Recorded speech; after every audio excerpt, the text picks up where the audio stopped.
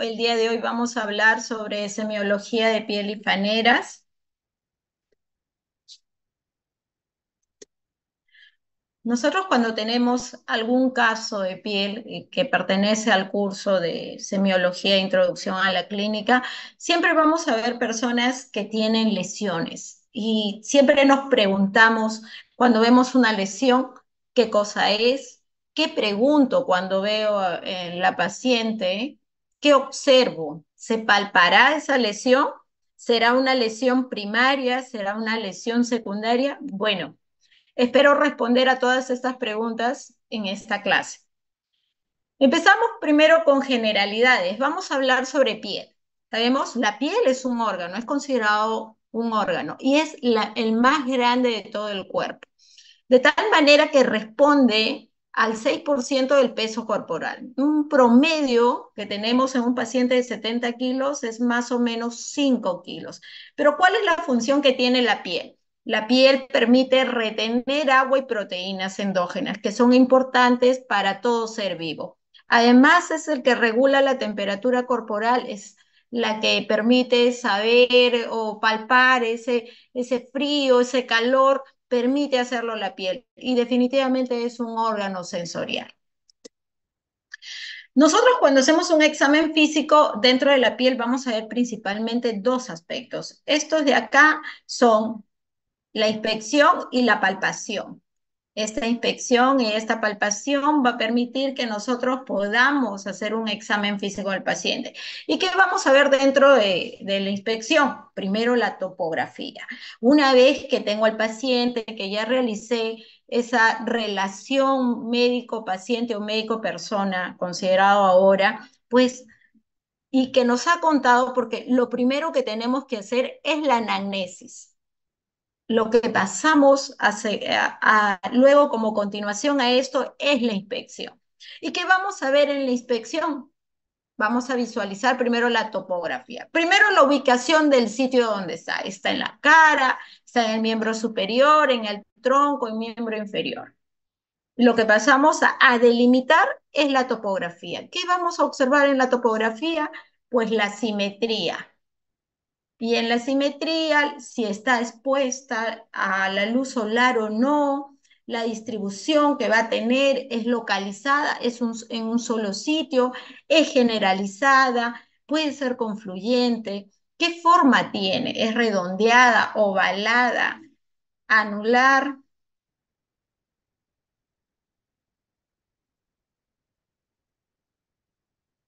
A ver, denme un minuto, chicos, porque me están pidiendo iniciar la grabación.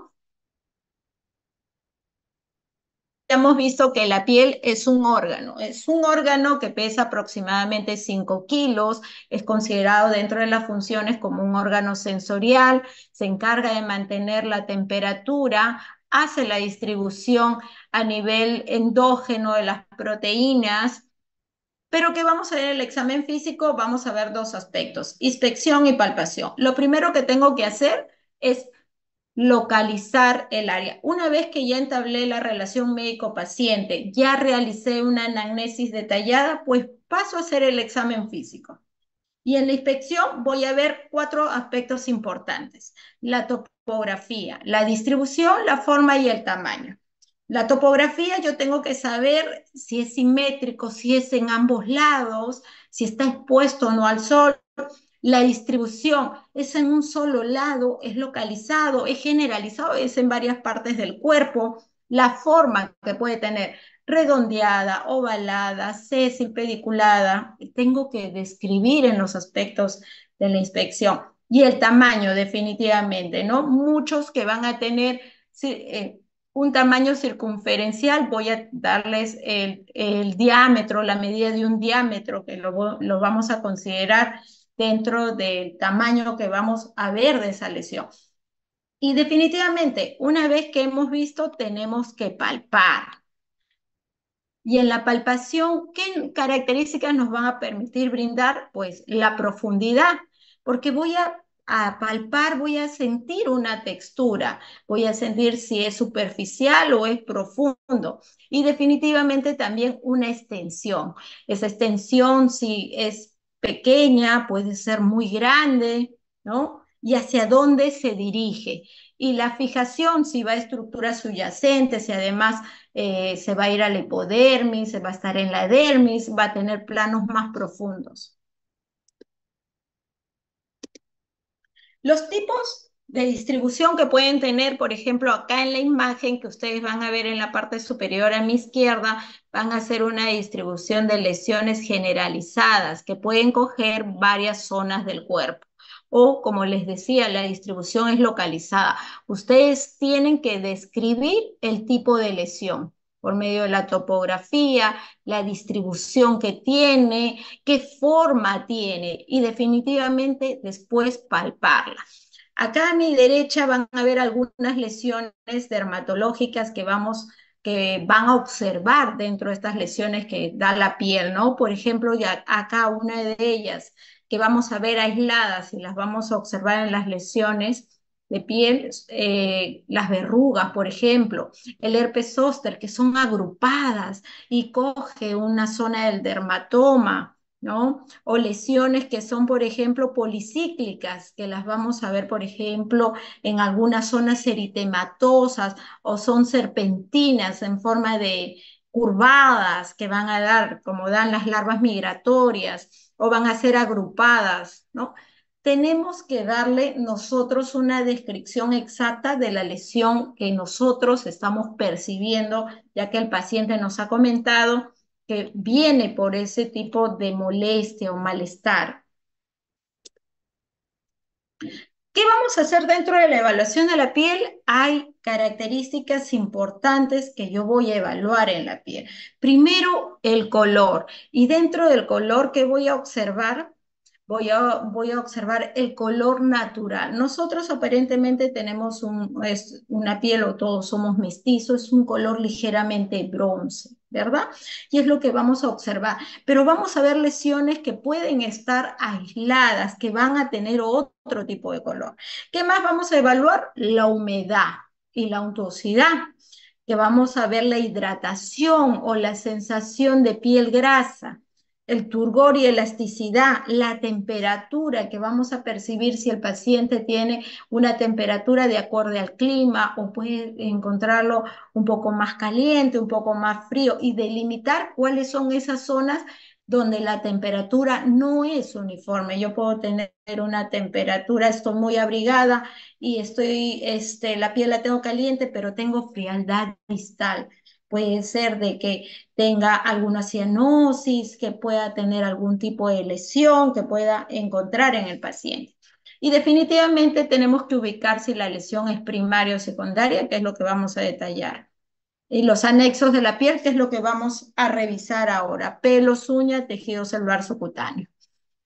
Pero dentro de la inspección, nosotros vamos a ver el color. Nosotros somos mestizos, vamos a tener ligeramente un color bronce, pero el color de personas blancas puede ser un color un poco rosado. Y vamos a ver algunas características que no pertenecen a una coloración normal. Dentro de ellas vamos a ver, por ejemplo, la cianosis. Y la cianosis me va a indicar a mí, por ejemplo, que no hay una adecuada oxigenación en la piel, la palidez en los síndromes anémicos, en las anemias, o la ribicundez, que vamos a ver un paciente pletórico, eritematoso, la poliglobulia, por ejemplo, donde tiene mucha cantidad de hemoglobina. Acá verán en esta imagen las diferencias, ¿no? Un paciente que aparentemente, y siempre compararlo con nosotros, por supuesto, si nosotros no tenemos ninguna patología, ¿no? Siempre comparar las palmas de las manos o comparar la piel siempre con el paciente para saber que esto puede mostrar algo diferente. Y en la pigmentación, nosotros vamos a ver alguna pigmentación que no es normal, como por ejemplo la melanina. Nosotros vamos a tener una pigmentación melánica en la zona de los pezones, en los genitales externos o en los orificios naturales como el ano, en la zona del periné. Pero en otros sitios que tengamos mayor pigmentación, eso no es normal. El albinismo, donde vamos a ver definitivamente ausencia de esta melanina, ¿no? Que va a ser de manera general, tanto en el cabello, en las cejas, a nivel de las mucosas, y el vitíligo, que van a ser lesiones que van a ser circunscritas a ciertas zonas de la piel. como si estuviera despigmentada.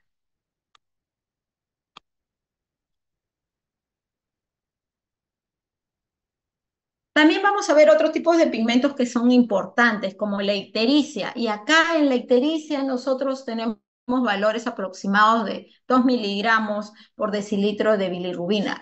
Menor de eso es la cantidad que nosotros tenemos. Pero cuando ya aparecen mayores cantidades, vamos a tener al inicio pigmentación por debajo de la lengua, que es el primer sitio donde se pigmenta, y mayor de 2,5 ya vamos a ver pigmentación a nivel de las escleras, como ven en esa paciente. Pero siempre hay que diferenciar.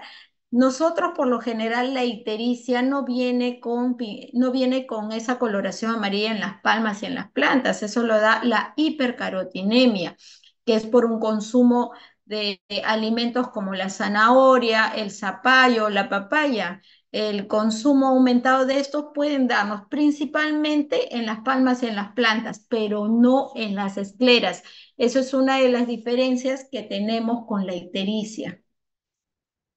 Como les decía, las características que vamos a ver en la piel va a ser la humedad. La humedad básicamente nos da la cualidad de la hidratación, y para ver tanto la humedad como la untuosidad, la turgencia, la elasticidad, nosotros vamos a hacer una pequeña pinza en donde más o menos en el antebrazo. Vamos a hacer una pinza cogiendo la piel y la zona muscular para saber cuáles son estas características. La humedad a mí me indica hidratación, la untuosidad, sobre todo la condición oleosa o grasa, que la vamos a ver principalmente en donde, en el rostro, en la zona T, principalmente como en la frente, en la nariz, pero podemos tener un incremento de esta secreción sebácea en algunas partes del cuerpo. También podemos observarlas como, por ejemplo, a nivel de las zonas de axilares que a veces vamos a ver, o en las zonas del rostro.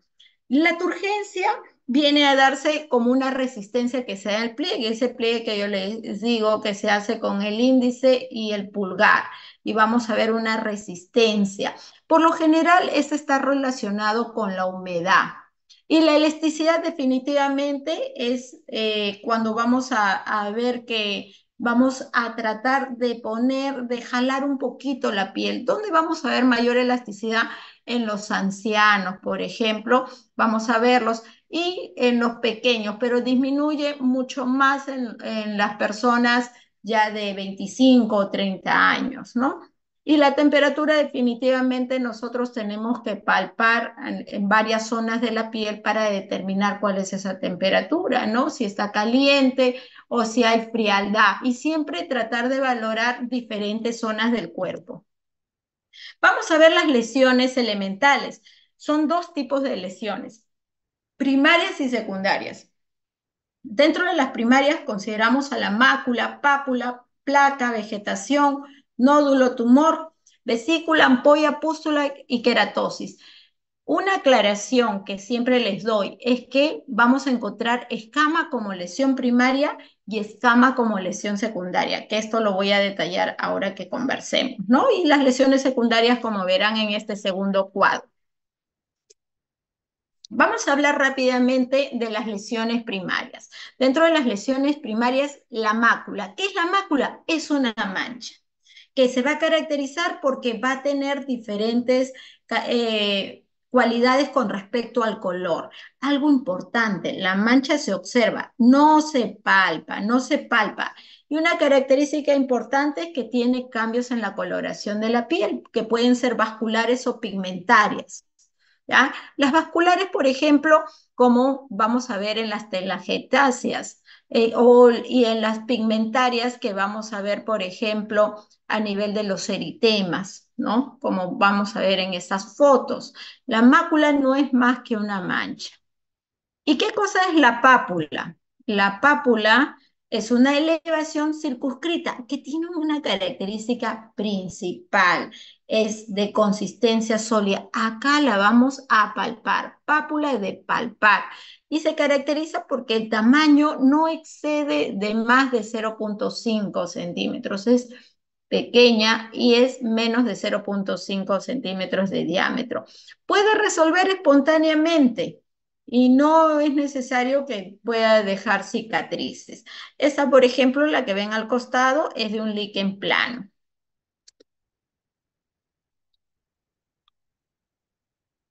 Otra de las lesiones que vamos a ver es la placa. La placa se va a caracterizar porque esta sí es un poco más grande. A diferencia de la pápula es menos de 0,5 centímetros, pues la placa es una elevación, como lo van a ver en esta figura circunscrita. ¿De cuánto más o menos va de 0,5 a 1 centímetro? Al palparlo se siente una sensación de solidez y se va a caracterizar porque es extensa. Esta no es tan localizada como la pápula. Esta es extensa, predomina la extensión en la superficie y puede remitir o no. La vegetación es otra lesión primaria que se caracteriza porque va a tener papilas dérmicas, pero estas papilas están por encima de la piel. Una característica muy presente en la vegetación son los condilomas acuminados. Más lesiones primarias y dentro de ellas vamos a tener el nódulo. El nódulo se caracteriza porque es de consistencia sólida. Nosotros cuando palpamos con los dedos, que es uno de los órganos que nos da sensibilidad, pues los vamos a sentir como de consistencia sólida. ¿Hasta dónde llega? Hasta la parte de la hipodermis. Y se caracteriza porque también tiene un tamaño entre 0,5 a 1 centímetro. Pero una característica principal, y siempre recuérdenla, el eritema nodoso, que es de los ejemplos más característicos en nódulo, son más palpables que visibles. Por ejemplo, el eritema nodoso es una coloración media rosada, pero al palparlo se siente claramente estos nódulos y son dispersos y se caracterizan porque por lo general se presentan en los miembros inferiores. La goma es un nódulo de curso subagudo. Se caracteriza porque pasa por 4 periodos: crudeza, reblandecimiento, evacuación.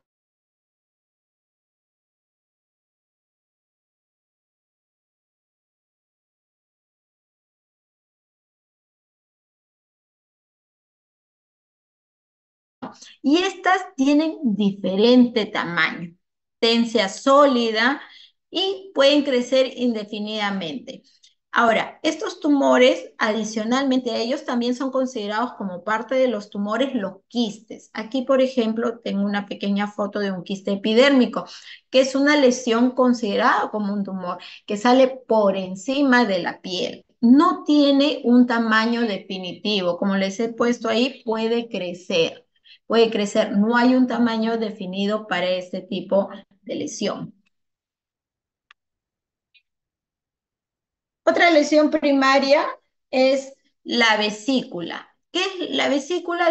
Vesícula es una lesión elevada circunscrita. El tamaño más o menos de 0,5 milímetros. El contenido es líquido y puede ser suero que se puede dar en el herpes simple, por ejemplo, o sangre en el hemorrágico. Otra lesión es la ampolla. La ampolla está considerada con un tamaño mayor a 0,5 milímetros. A diferencia de la vesícula son agrupadas, por lo general son agrupadas, en cambio la ampolla es solitaria. La pústula es otra lesión primaria.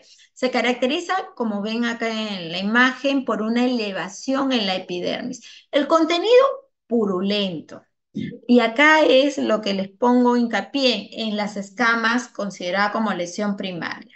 Estas escamas son laminillas de capa córnea. Esas se desprenden normalmente. Nosotros normalmente desprendemos gran cantidad de escamas que son pequeñas a nivel de la piel. Definitivamente la piel seca es donde desprende mayor cantidad de escamas. El lado más severo es una enfermedad llamada ictiosis o piel de pescado, pero esta es una lesión primaria sin daño intervenido por el hombre, por ejemplo. Y en la queratosis, que es una lesión de consistencia sólida, donde se observa que hay engrosamiento de la piel, pero ¿en qué parte? En la capa córnea. Por ejemplo, vamos a ver ahí también las callosidades, ¿no? O hiperkeratosis que se puede presentar en la piel, lo vamos a ver como pequeñas imágenes a nivel de la piel puntiforme. Empecemos con las lesiones secundarias y acá vamos a hablar de las escamas como lesión secundaria. Estas escamas, a diferencia de la primera, estas se dan en una piel que ya ha sido dañada. ¿Cuáles de ellas? Por ejemplo, el eczema crónico. Este eczema crónico, ya esta piel ha sido dañada y se van formando estas escamas.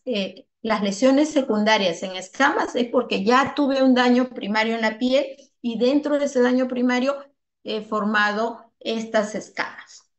Las costras, estas principalmente se forman por una desecación o secreción porque se ha intervenido, ya es una lesión secundaria porque ya ha ocurrido daño a nivel de la piel.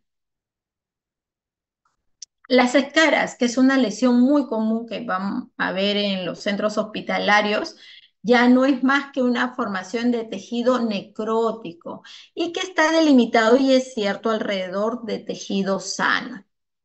Las fisuras es una solución de continuidad que vamos a tener, por ejemplo, a veces cuando nos hacemos pequeñas lesiones con los rascados, que vamos a ver, vamos a tener pequeñas lesiones lineales. Y las cicatrices definitivamente ya es la reparación de un tejido que ha sido dañado, pero este tejido va a ser fibrosado. Entonces, estas pueden ser atróficas, que hay pacientes donde van a tener mayor elevación, hacen cicatrices que son muy hipertróficas. Y dentro de las lesiones secundarias, hay unas lesiones que tienen un ítem especial. Estas son los que pierden sustancias. Estas, por ejemplo, son las erosiones. Las erosiones que pueden surgir como pequeñas lesiones donde se pierde continuidad a nivel de la piel. Y no deja cicatriz, nos hacemos un rascado, ahí tenemos prurito, rascamos y es una pequeña lesión que se realiza en la parte superficial de la piel. En cambio, la ulceración es más profunda. Esta sí deja cicatrices y avanza hasta la hipodermis, ¿no? Las úlceras, por ejemplo, y ahí tenemos el ejemplo de las úlceras venosas, por ejemplo, cuando hay insuficiencia arterial o insuficiencia venosa, perdón, va a originar una lesión ulcerosa. Y la escoriación, que va a perder también parte de la sustancia que se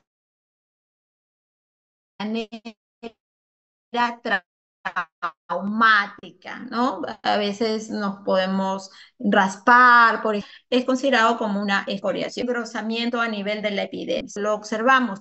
Pacientes que son obesos, que tienen a nivel del cuello, tienen pequeños pliegues y esa acumulación de sal, pequeña liquenificación de sal que va a ocasionar en el paciente estas lesiones.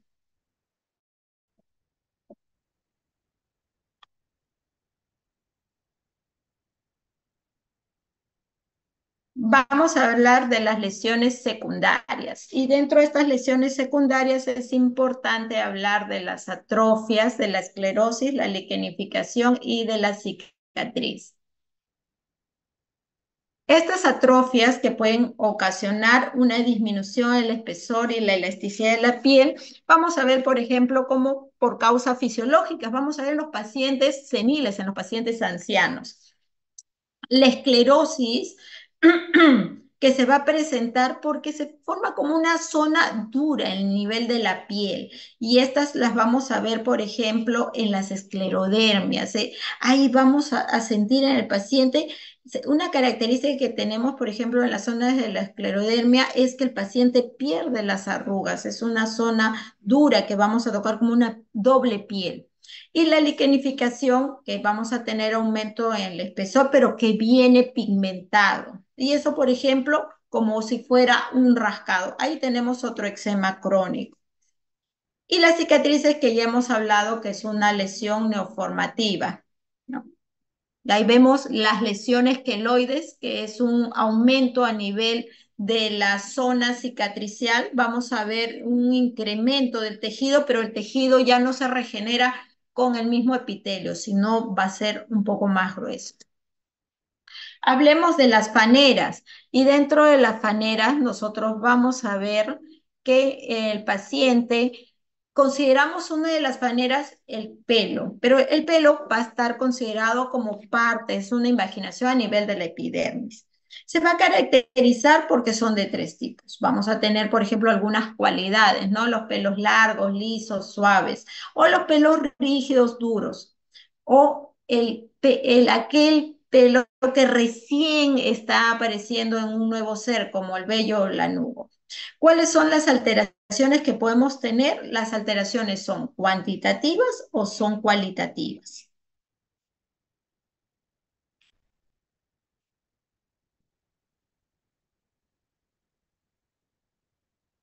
Hablemos sobre otro tipo de faneras. Estas van a ser las uñas. ¿Y cuál es la función de las uñas? Es de proteger las falanges distales. Estas falanges distales, vamos a ver algunas formas que va a tener, ¿no? El aspecto, la resistencia, el color y el crecimiento. El crecimiento se va a ir dando paulatinamente a nivel que tengamos una buena inserción a nivel de estas uñas. Pero hablemos rápidamente de algunas patologías, como por ejemplo la onicolisis. Dentro de las onicolisis vamos a ver una separación. Se caracteriza porque hay una separación a nivel distal. Por ejemplo, en el lupus o en el embarazo. La onicomadesis es otra lesión que va a darse por un desprendimiento en la uña, pero ¿de dónde? De la zona proximal. Eso lo vemos mucho en algunas enfermedades como mano, pie, boca. La platoniquia, que la vamos a ver, es considerada como la uña plana. La coiloniquia, que vamos a ver la uña en cuchara. Esta se va a caracterizar porque está asociada a déficit de hierro. Eso lo vemos mucho en anemias ferropénicas. Y la onicomicosis, que vamos a ver lesiones blanquecinas, que es dado por los hongos. Pero veamos cuáles son otras patologías que se presentan por alteraciones. Se presenta por alteraciones en el número. La noniquia, por ejemplo, se caracteriza porque no hay uña. La microniquia es una uña que es pequeña. La poiloniquia se va a caracterizar porque hay dos o más uñas en un solo dedo. La macroniquia es una uña de gran tamaño y la onicoatrofia que es ya dada por daño a nivel de las uñas que puede ser congénito o puede ser adquirido por pacientes que utilizan gran cantidad de medicamentos, como por ejemplo algunos medicamentos oncológicos pueden ocasionar daño a nivel de las uñas. Hablemos del tejido celular subcutáneo. El tejido celular subcutáneo tiene principalmente la función de protección y termorreguladora, además que es metabólica, ¿no? Vemos mucho en los casos de obesidad, por ejemplo, mayor cantidad de tejido celular subcutáneo, pero hay algunas patologías que se presentan cuando hay daño en este tejido.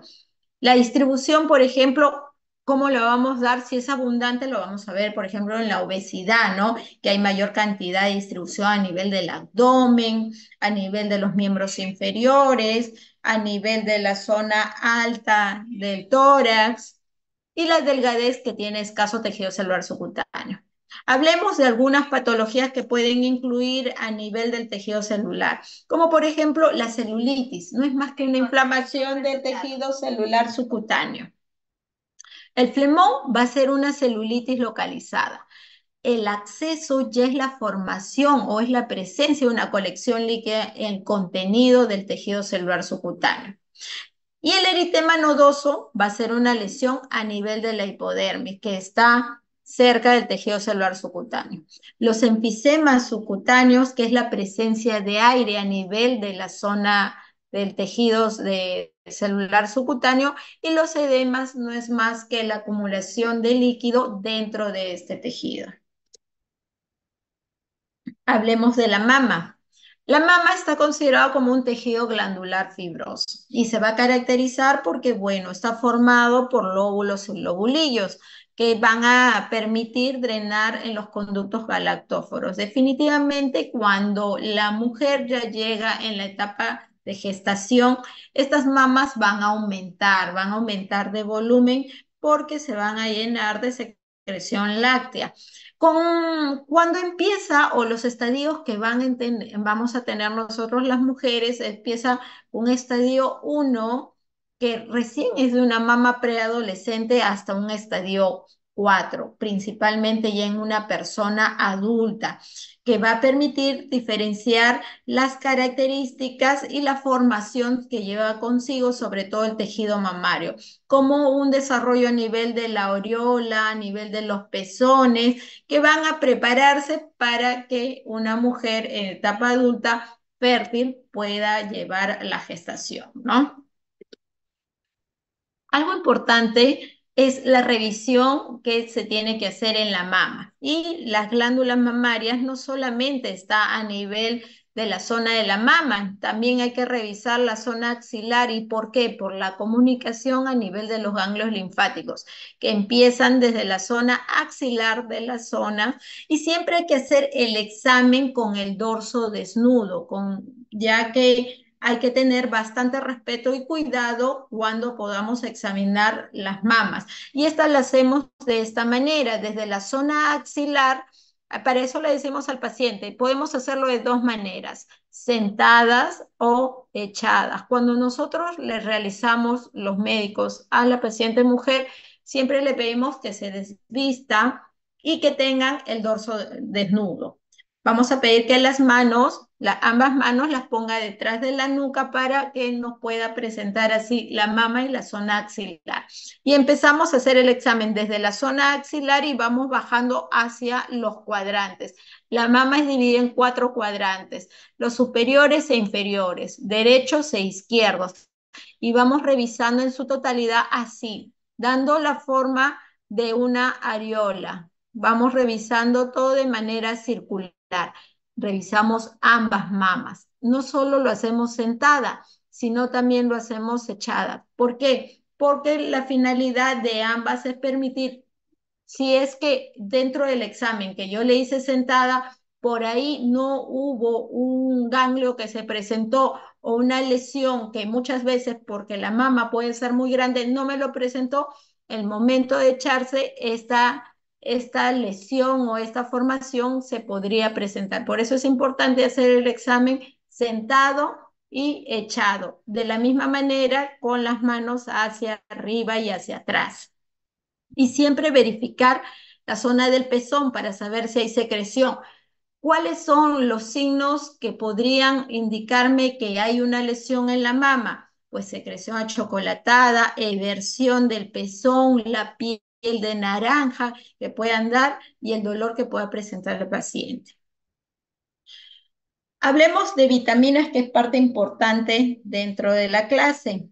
Estas vitaminas se van a dividir en dos partes. Las vitaminas liposolubles y las vitaminas hidrosolubles. Dentro de las vitaminas liposolubles, nosotros vamos a tener a la vitamina A, D, E y K. Y dentro de las hidrosolubles vamos a tener a las vitaminas todas del complejo B y la vitamina C.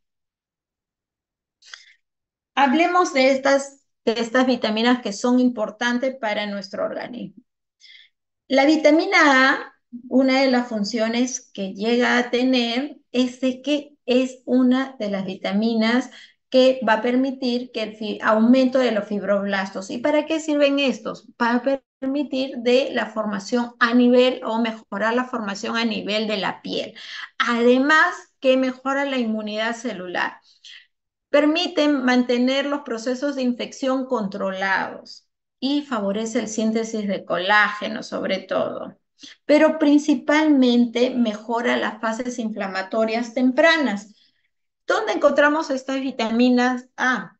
Pues en los diferentes alimentos, como cuáles, los vegetales, zanahoria, tomates, pimientos, huevo, leche, mantequilla, que son importantes. ¿Y qué nos ocasiona un déficit de vitamina A? Pues principalmente a nivel oftálmico. ¿Qué enfermedades nos puede dar? La seroftalmia y la queratomalacia, donde el paciente va a tener dificultad para la visión. Además, que va a tener lesiones a nivel de la piel. Hay alteraciones reproductivas. Muchas veces los pacientes llegan con un historial de infertilidad y a veces hacemos dosajes de ellas o preguntamos dentro de la alimentación porque es importante saber cómo es la alimentación del paciente en base a que está a proteínas, a grasas, carbohidratos, pero también es importante preguntar la calidad de alimento que tiene cada paciente, porque estas vitaminas no están en un centro de farmacia, no están en un frasco. Estas vitaminas los tenemos en los alimentos y muchas veces por no... por la ignorancia con respecto a la alimentación o una mala educación con respecto a la alimentación, estamos evitando mucho de estas vitaminas. Y cuando nos llega el paciente al consultorio y ustedes lo pueden ver, el paciente ya llega con muchos aspectos crónicos con el déficit de estas vitaminas. ¿Qué más? ¿Qué más ocasiona el déficit de la vitamina A? Pues ocasiona la pérdida de apetito, las alteraciones reproductivas en los pequeños a veces decimos, ¿por qué está tan chiquito? Hay retraso en el crecimiento, porque muchas veces preguntamos y no hay consumos de ellos.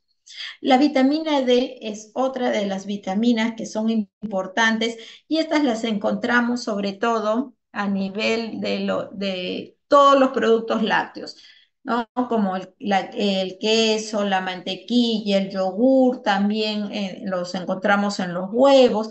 ¿Pero para qué nos ayuda? Pues ayuda o es parte importante en la absorción del calcio y también ayuda dentro de todo en la piel. ¿Qué es lo que nos ocasiona un déficit? En los casos más severos, pues el raquitismo, la osteomalacia, la hipocalcemia, alteraciones a nivel óseo. En los casos más severos ya tenemos una destrucción ósea, en los casos más severos en pacientes que muchas veces que podemos escuchar pueden ser intolerantes a la lactosa o muchos de los pacientes dicen no comer productos de los animales. En ellos vamos a encontrar unos déficits severos en los pacientes y por eso es importante preguntar detalladamente la alimentación. La vitamina E es antioxidante, es una de las vitaminas que tiene mayor poder antioxidante, pero principalmente actúa como antiinflamatorio e inmunoestimulante. ¿Para qué? Para permitirme proteger de muchas de las enfermedades. Y además permite la formación de los glóbulos rojos. En los pacientes, cuando vamos haciendo muchas de las anamnesis, vamos observando el déficit de alimentación con respecto a los vegetales. Y esto los encontramos en los vegetales y en las carnes. Ojo, cuando preguntemos el consumo de carnes, siempre dar hincapié que las carnes no son solamente consideradas las carnes de cerdo o la carne de res, sino también la carne de pollo, de pescado, que es importante que el paciente haga el consumo, porque muchas veces nos dicen, no, no como, pero el paciente lo puede entender como que es carne de res o cerdo. Es importante preguntar el consumo de carne, ya sea de pollo, de pescado, que es lo más común dentro de la alimentación que tiene. Pero ¿qué ocasiona el déficit de la vitamina E? Pues una distrofia muscular, como ven en esta imagen, en los casos más severos, o una degeneración neural. Hay fallos reproductivos, es otra de las vitaminas que ocasionan infertilidad, principalmente edemas, hemorragias, aumento a nivel de las plaquetas o un crecimiento rápido de los glóbulos rojos jóvenes. ¿Por qué? Porque ayuda dentro de la formación de glóbulos rojos.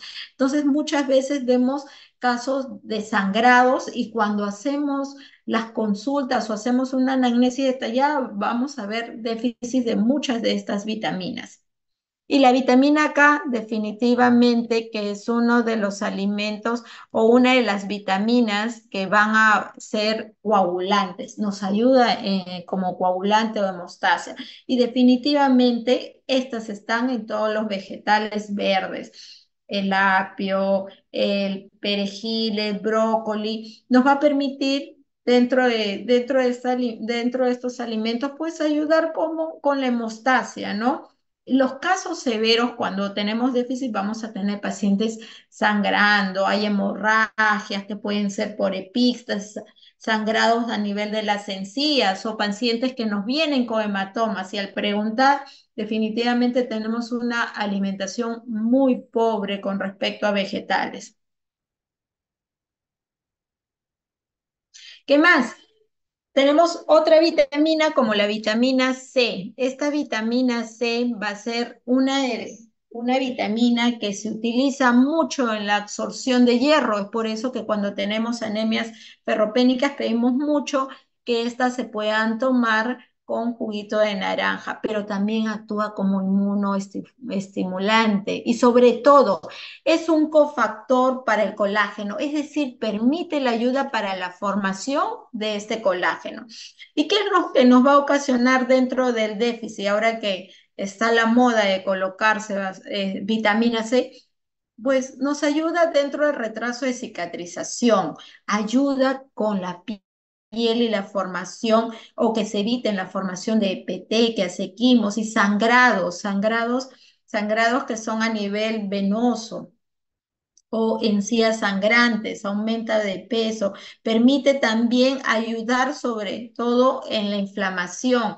Es por eso que cuando tenemos un déficit, el paciente viene con una sensación de dolores articulares, siente sensación de inflamación a nivel de las zonas de los codos, las rodillas y principalmente uno de los síntomas más comunes es el famoso escorbuto que va a presentar el paciente. Y acá empezamos con las vitaminas B, principalmente la B1, ¿no? La B1, pero ¿cuál es la característica que tiene todo este complejo B? Es que son cofactores y coenzimas y todas están consideradas dentro de la vinculación del sistema inmune, la vinculación del colágeno que tienen todas de ellas. Y además actúan en la síntesis del ADN y a nivel de la síntesis de proteínas. Todas estimulan estas funciones. La vitamina B1 tiamina, que vamos a ver mucho con la ausencia del síndrome de Wernicke en paciente encefalopático que puede llegar por ausencia. Lo vemos mucho en los pacientes que son alcohólicos, que tienen este déficit. Va a llegar con debilidad, fatiga, van a estar alterados, agitados, hay deterioro neurológico en el paciente. La B2 o riboflavina, que esto lo vamos a ver en las lesiones. Al momento de revisar al paciente vamos a ver lesiones bucales. El paciente puede venir con anemia, puede tener desfacelación a nivel de las mucosas. La vitamina B3 o niacina, que la ausencia de ellos o la falta de esta vitamina va a producir lesiones a nivel de la piel, las dermatitis, las 3D, dermatitis, demencia y diarrea. Es un paciente que se caracteriza porque viene con episodios de diarrea que son alternados. Trastornos digestivos, es un paciente que siempre tiene periodos cíclicos de deposiciones líquidas. La vitamina 5 o el pantotenoico, que esto va a permitir el déficit de ellas, también interviene en las deposiciones líquidas. Es un paciente que viene muchas veces con dolor abdominal y con historia de diarrea. Es importante verificar la alimentación de ellos. La vitamina B6 o piridoxina. Estas lo que ocasionan dentro del déficit va a ser la dermatitis. Vamos a tener procesos de glositis o inflamación, perdón, inflamación a nivel de la lengua. El paciente va a estar irritable, muchas veces está confundido o viene con depresión. Y cuando hacemos un historial de ellos dentro de la alimentación, vemos que faltan muchos del complejo B. Algunos casos y en los casos más severos el paciente va a tener convulsiones, por ejemplo. En la vitamina B7 vamos a encontrar o biotina, la ausencia de ellos van a ocasionar que tenga el paciente, venga, es un paciente que viene delgado, que puede presentar vómitos, algunos de ellos depresiones, caída de cabello o dermatitis, lesiones en la piel. La vitamina B9, que es el ácido fólico. Esta es el déficit, lo que va a ocasionar son episodios de diarreas y glositis. Acá es muy frecuente que el paciente venga con algunas ulceraciones bucales, que muchas veces nos dice que son episódicas y van a encontrar también retraso en el crecimiento, pacientes que no han tenido alimentación con estos alimentos que contienen vitamina B. Y la B12 que va a ocasionar el déficit de la anemia megaloblástica, la anemia perniciosa. ¿Qué vamos a encontrar ellos? Glositis, inflamación a nivel de la lengua, estomatitis. Pero ¿dónde encontramos todos estos alimentos de la vitamina B? Pues los vamos a encontrar en el pescado, en la carne, en las carnes, el pollo, en los huevos, en la leche, en productos lácteos. Esta moda vegana que muchas veces vemos o el hecho de que no se coma alimentos de carne de animales nos está ocasionando muchos de estos déficits nutricionales que llegan a ser muy severos. Y cuando hacemos una anamnesis detallada, el paciente no come carne, no come huevos, no toma leche. Entonces, es importante porque muchos de los productos alternos no nos ayudan para poder mejorar estos déficits nutricionales. Entonces, al momento que nosotros hagamos una anamnesis con respecto a la alimentación, siempre es importante considerar el predominio a cuál de los alimentos el paciente consume. Carbohidratos, si son solo harinas o son proteínas, y las proteínas cuántas veces durante la semana o predominio de grasas. Entonces, el historial del paciente es importante para nosotros para que podamos nosotros saber cuál es el deterioro o la causa por el cual el paciente tiene una vitaminosis. Ahora sí, chicos, ¿alguna pregunta? He mandado el enlace. A ver, perdónenme, voy a dejar de grabar. Recording stopped. He mandado el enlace